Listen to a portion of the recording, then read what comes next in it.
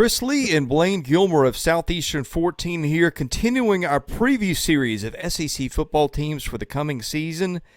Today, Blayne, we get to the Vanderbilt Commodores, a team just that has been down on its luck for a while, but signs of life last year finally for Vandy. Clark Lee wins 2 of his final 3 SEC games. They get clobbered by Tennessee to end the season, but upset wins as double-digit underdogs over Kentucky and Florida have Vandy looking up a little bit this year, and frankly, there's some issues for the Commodores because there always are, but a lot of dudes returning off a team that showed some life at the end of season's end.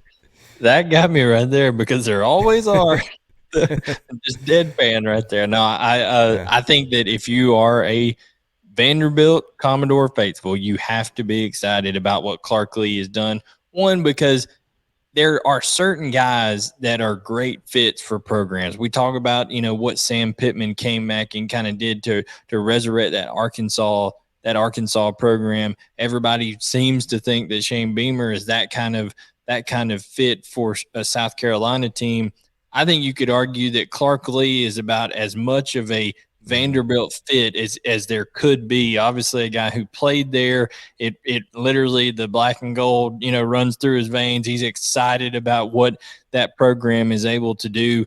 But when he says stuff, when he steps to the podium at SEC Media Days and said he wants to build Vanderbilt into, one of the top college football program in the country, he in his heart believes it and wants to do that. So it takes that kind of mentality to be able to come in and try to have success in a program like Vanderbilt, even with all the challenges that there are, whether it's academic stuff, things like that. He is going to navigate it and take it on head on. So I think Clark Lee should have people who love Vanderbilt football excited about what is to come for the Commodores. Yeah, you said it well. Clark Lee is a guy who is from Nashville, went to high school at a private school about 2 miles from campus, went elsewhere to start his college career as a baseball player, came back to Vanderbilt where his dad had gone to school and walked on, ended up, I don't think he got a scholarship, but he ended up playing a lot, and graduated about 20 years ago. Of course, came from Notre Dame where he'd been the defensive coordinator and took over a disaster of a situation. There are disasters, and there are disasters even by Vanderbilt standards, and that was even a bad one for a Vandy rebuild that he took over. But he is changing the culture. That's part of his message. They're keeping a lot of kids there. They did lose a couple kids to the portal that they could have used, but for the most part, when schools came calling for their stars, they were able to get them to stay. And I think the biggest star in that program, the biggest developing one, is probably AJ Swann, who was a 4-star recruit out of Georgia, ended up getting the starting job, 3 or 4 games in, and basically keeping it when he didn't get hurt. Blayne, this is a kid that I think has got a chance to play in the NFL. He's got that kind of ability. That's kind of stupid to say after a guy's just been at Vanderbilt for 1 year. But the physical tools are there. I think some of the leadership is there, and he is going to get a chance to shine in that offense this year. Oh, yeah, and AJ Swann is the kind of guy that people have to realize he played at the highest level of competition in the state of Georgia and high school, and was highly coveted. Lots of different schools wanted him. He ends up choosing Vanderbilt to go to school. And I think at different points when he came in last year, breathed life into that offense, gave them some ability to accurately throw the football and distribute it to guys like Will Sheppard. So I think that AJ Swann has a bright future ahead of him, just like you. Big kid, strong arm, guy who understands the game well. And listen, he kind of was a late, when I said he was highly coveted, that came on late. Like, people really doubted him a little bit going into his senior year, and he had a huge year, and people really came on late in that recruitment trying to go after him. But Vanderbilt was one of the first ones that really believed in him and what he was doing, both on and off the field. And I think AJ Swann has, rewarded them for their belief in him. And I think he's going to have a great year this year for the Commodores. Okay, there's some good and some bad around him. Let's start with the good. The receiving core is solid. They've got Will Sheppard, who's one of the best wide receivers in the league, in my opinion. I think will probably get a shot to play in the NFL. They've got a lot of offensive linemen back. And oh, by the way, speaking of quarterbacks, Ken Seals is still around. He started as a true freshman in 2020, played pretty well. He's taken a step back with the coaching change, but had a pretty good spring. And if something happens to Swann, you don't have a lot of schools that have got a backup that's been there for 4 years who's produced, but Vanderbilt does. You look at the offensive line. Let me do some math in my head here quickly looking at this. They got Delphin Xavier Castillo starting at left guard. He's back. I think this will be the third year. He started some games. Their left tackle, Gunnar Hansen, is back. He started 11 games a year ago, although I think he got moved inside, if memory serves. They've got Julian Hernandez back. He started 10 games a year ago. He is a third-year starting center. They've got Bradley Ashmore back. He's, I think, a third-year starter inside at right guard. And they've got Junior Azebu, who is, I guess, a second-year starter at right tackle. And he played, I think, 11 games for him last year, saw over 500 snaps, and it was a class of 18 guy who transferred from West Virginia. So he's been around a while. They got a few guys who have backed up, who've been in the system a couple of years. They've got a second-year offensive line coach. And that's another thing with Vandy. You go back and look, and I'll get us off track for just a little bit here, but I think this is relevant. Continuity is such a big thing sometimes. You go back and look, okay, they'll have the same head coach for the third year in a row. They have had – this will be the first time – they had 5 offensive coordinators the last 5 years. So you come to camp every year with a different one. They got Joey Lynch back. That's the first time in forever they've had the same offensive coordinator back for the second year in a row. And kind of the same thing on defense. I'll get to that in just a minute. So I see offensive line experience, Shepard, and continuity as being strengths for them. And that's a pretty good combination to build on for most teams. Yeah, listen, it's a line of scrimmage league. We know that about the SEC. We know that's why teams like Georgia, Alabama, LSU are consistently at the top because they get monsters up front. But when you have guys who are – if you're a Vanderbilt, what you have to do is be able to keep guys there, develop them, change their bodies, things like that, with the strength and conditioning program. And that has happened with these young men here on this offensive line.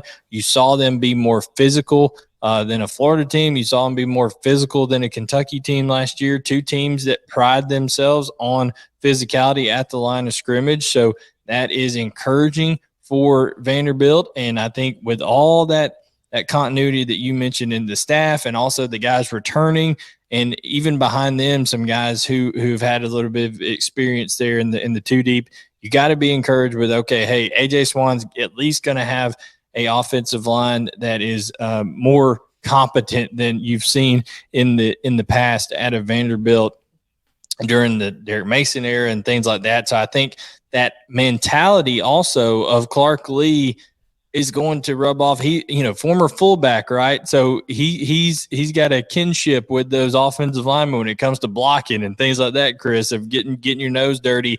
And he's not going to be a guy who is more of a high-flying Lincoln Riley type coach where it's all finesse and stuff like that. Vanderbilt's going to be built on, okay, who's tougher, who's going to put the hard work in. And I think you're going to see that out of guys that have been there in that program. I mean, anytime you have a guy who's a third-year returning starter at center, that is huge just in terms of people don't realize all that you go through there with protection calls and changing run plays and all these things at the line of scrimmage that Vanderbilt will be able to do and do more efficiently. Why? Because you have all that experience there at center, and now you have a quarterback who is year 2 in the system and is able to process a lot more of that. He wasn't just learning on the fly like he was last year as a freshman.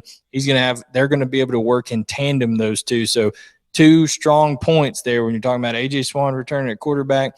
You're talking about Hernandez returning at center. So I think that is a big plus for Vanderbilt on the offensive side. Yeah, and one other thing I should have touched on, and you like this guy a lot, that they got a slot guy by the name of Jaden McGowan that started as a true freshman, had about 500 receiving yards a year ago, had a little issue holding on to the ball and kind of wore down late. But he is one of he's the fastest guy on their team. He's explosive.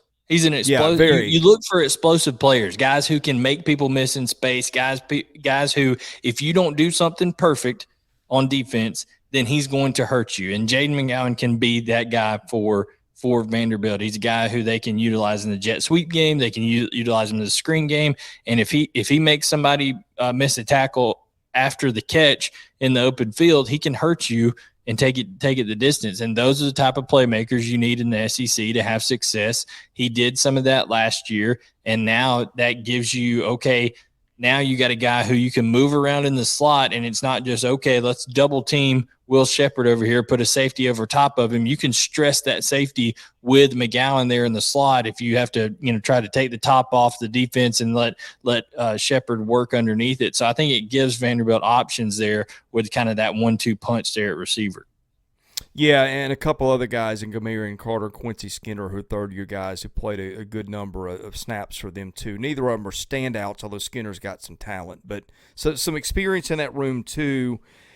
The bad news, Blayne, the running back and the tight end rooms, that looks pretty bleak as we're doing this in July. Running back, Patrick Smith is their best returning player. He averaged 2.7 yards a carry last year. That's their best returning player at the position. Ray Davis, who ran for 1,000 yards for them a year ago, is at Kentucky now after transferring, I think a grad transfer. And then you've got that they had two senior tight ends who started a year ago. Both those guys gone. They had a talented young kid in Cole Spence, I think that you know from your time maybe living in Georgia. Yep. But he tore his ACL after spring ball, and he's done. It is a black hole at tight end for them. I don't know what they're going to do. You could see them go 4 wideouts just for lack of better option. But they'll probably end up starting, as my guess, they'll start one of 3 freshman signees they signed. They got Cedric Alexander, who came in the spring, and I think he had 100 yards in the spring game, ran pretty well. So may not be quite as bleak there, but certainly they are not starting from a position of strength at either tight end or running back. Yeah, I mean, it's just going to put more onus on AJ Swann and that offensive line, right, to protect him and let him try to get the ball out to those talented receivers that they do have. Because when you don't have that security blanket at tight end, maybe they'll develop one. Does a guy who's been there like a Justin Ball step up? Does a Cameron Johnson, a freshman, step up at tight end? Who knows how that ends up going at that position? Losing Cole Spence was a big blow because he's a guy that everybody at one point, talked to throughout the country, whether even the likes of Georgia and Alabama, they checked in on a Cole Spence because he's that kind of talented player. So that's a big blow for them. And running back, that's a shame because, when Ray Davis was there last year, I loved watching him run. Rocco Griffin, I loved watching him run as well. So it's going to be interesting to see how that position shapes up now that they could be down to true freshman and Alexander. But, hey, you got an experienced offensive line in front of you, so somebody's going to get the ball and somebody's going to have opportunities to make it happen. And Clark Lee, in order to help an AJ Swann in year 2, is going to have to at least establish some sort of willingness to run the football so that people can't just, drop 8 and not have any regard for the run game. But I have a feeling they'll find a way to get something going on the ground here and there. It's just are they more creative getting it outside, using guys like Jaden McGowan on jet sweeps and things like that? We'll see how they end up doing it. But Vanderbilt, I don't think is going to totally abandon the run, but it's going to be a challenge with lack of tight ends because we know they're big in the blocking game in the run game, and then also lack of experience at running back as well. Okay, let's switch to defense. It has been dreadful for them on defense. Here are their points per game allowed the last 4 years, and I'm just going to round up because the numbers are so bad. Who cares about the decimals at this point? They've given up, starting in 2019, 32, 37, 36, and 36 points a game. A year ago, Vanderbilt gave up, it couldn't stop much of anything. Okay, it was better, relatively speaking, at stopping the run. 5.6 yards per run play, which is awful. That was down a little bit from the 5.8 the year before and the 6.3 the year before that. So run defense has not shown up in Nashville in a hot minute. Pass defense, though, Blayne. They gave up 8.2 yards per passing play. Again, that adjusts for sacks. They weren't very good the year before. It was 7.7, and the year before that it was 8.1. These are just hideous numbers. You need the kind of the eclipse glasses when you look at their defensive stats the last few years. But I think Clark Lea wants to build on defense. I think they've got a little more talent there. The good news for them, again, a lot of guys that have played some ball returning, and I think it's kind of one of those, just by virtue of showing up and having guys who know your system, that they can't be worse. They finally are going to have some depth on the defensive line. They've got some young players with a little bit of talent, and they've got some guys like Nate Clifton, Christian James, who I think are both fifth-year guys.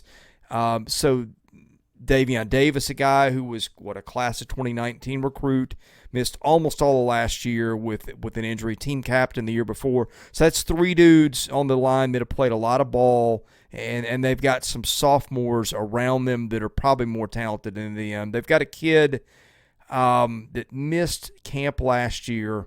Let's see, it was Miles Capers, who was scheduled to be their starting kind of rush in. He tore up a knee in camp and missed time. Didn't play this spring, might be back. They got a nice Cosmo from Stanford who transferred. He's going to play that hybrid rush-in spot. So one thing you don't say a lot about Vanderbilt is elite defensive line, and that's not what they've got. But Vanderbilt has always struggled in the trenches, Blayne, and just I think between Clark Lea bringing in some better younger players and having some guys who've just been around for 4 and 5 years and just they know what to do. And also defensive coordinator. They got the same defensive coordinator for the second year in a row. That's the first time that's happened in about 5 years. So you start with continuity, and they're going to have this at other positions, by the way. But I'm going to start with two things that have been in short supply at Vanderbilt recently. That's continuity in schemes and everything, and a lot of defensive linemen who can help. And that is a really good starting point for their defense.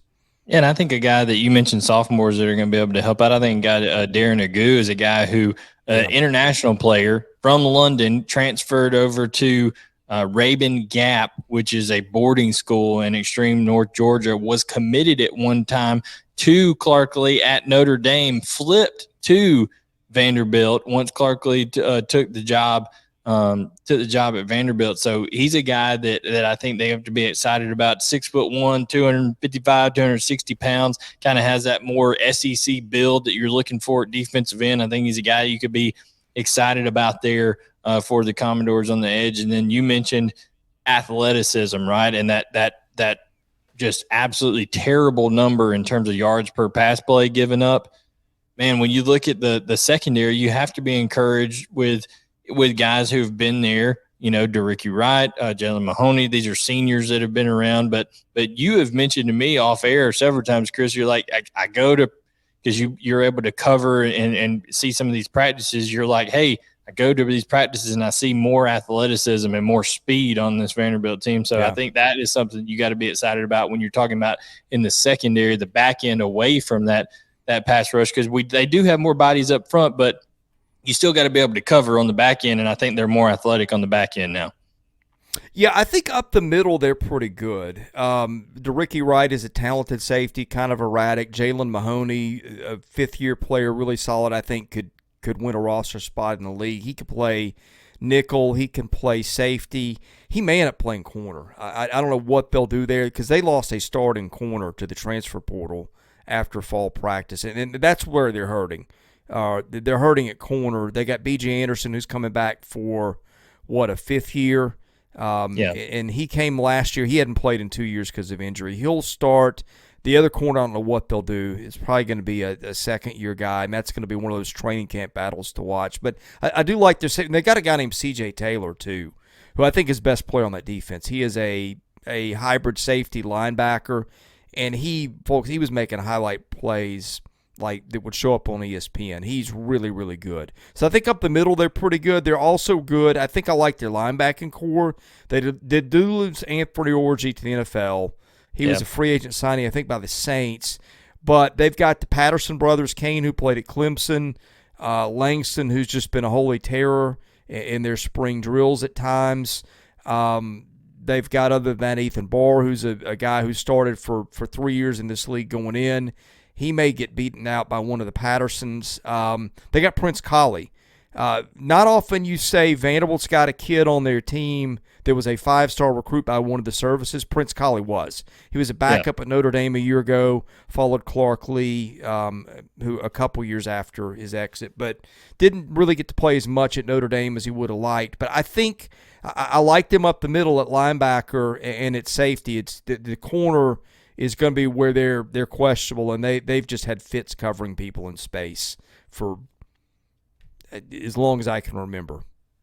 I mean, it's always tough when you don't have the athleticism really to match up with people on the back end. But you talk about, guys who are athletes. Even you look down the depth chart there, and you look at a guy like a Savion Riley, who's flipped over there in a backup safety. He's a guy that, covering recruiting, Chris, I know he was a guy that people were looking at.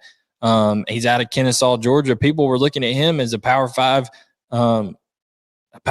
wide receiver, and he actually committed to Duke at one point, ended up, coming over to Vanderbilt. So there's been some little recruiting victories that we've mentioned here that Clark Lee is kind of changing the mold and how Vanderbilt's able to go about things. He's been able to win a couple of battles recruiting wise that Vanderbilt hasn't over the last couple of years, and you're seeing that come to fruition now in their roster and in some added depth and some added athleticism. Now the question is, okay, some of these guys you've got in place, Chris, they've been able to have some success now, albeit a modicum of success, but they've had some success and beaten 2 SEC teams, SEC East teams, and they have that belief. Now, my question to you is, Chris, being able to, kind of see this a little bit as a guy who lives in the area, do you feel like the momentum, even with some of the injury stuff you talked about, has carried over in the offseason? And how have they been able to kind of look going into this year in terms of the mental aspect of things? Yeah, that's a good question. I can answer that in a bunch of ways. Here's the easiest, okay? I've been to a lot of his press conferences. In the first 2 years, anytime you asked him about expectations, it was, hey, we're gonna play our best game we can play, and they never talked about scoreboard or bowl games. This year it flipped.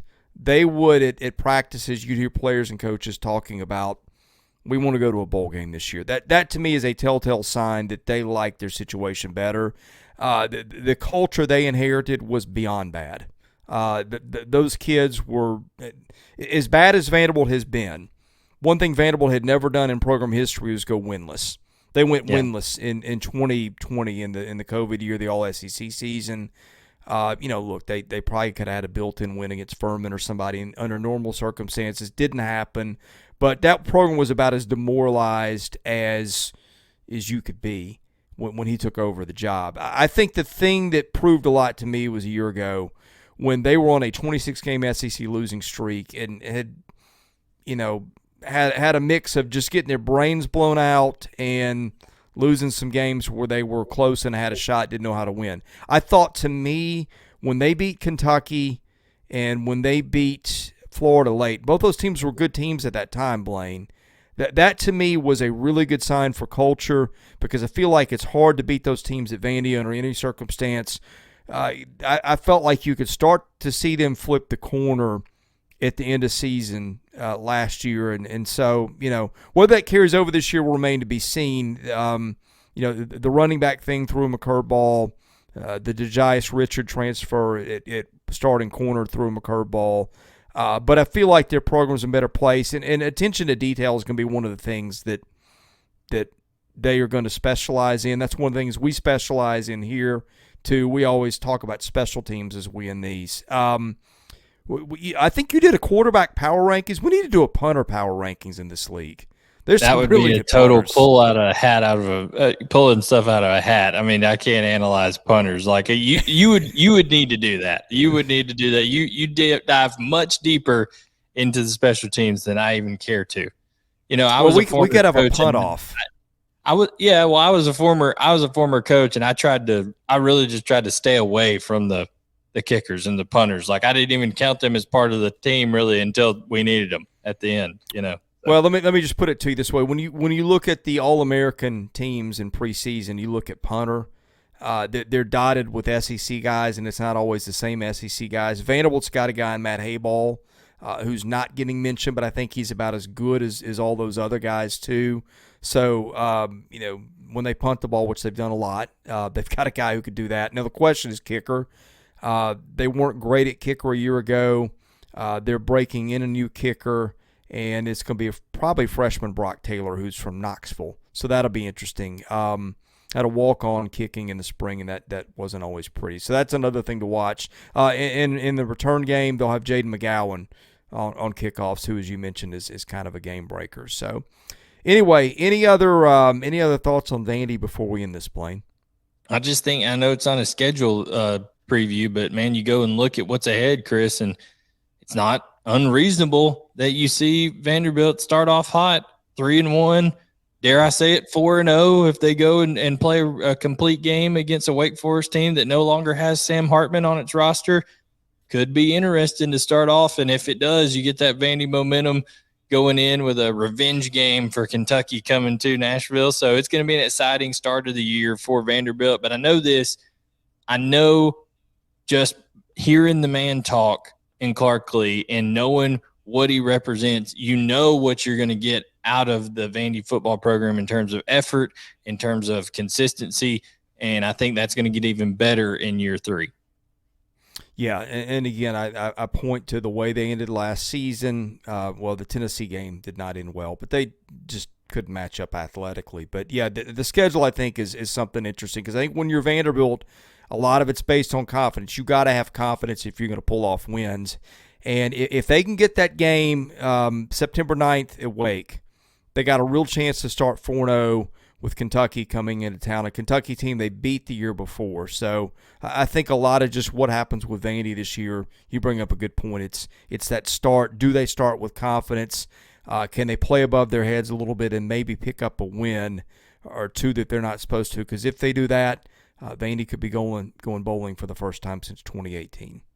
Chris, you talked about that Tennessee game at the end. Yeah, they didn't play well, but how about the fact that Clark Lee, based on what they did the 2 games before that, had Kirk Herbstreit on ESPN say, "Hey, Tennessee's going to lose to Vanderbilt next week." That is what he said on a preview show, because that's how Vanderbilt was playing at that point in time. I know it had a lot to do with Tennessee losing like they did to South Carolina before, but I'm just telling you, when other people on the outside start to believe in that Vanderbilt program, that's what they made people start to do towards the end of the year last year. Now, can they do it to start off the year this year, to your point?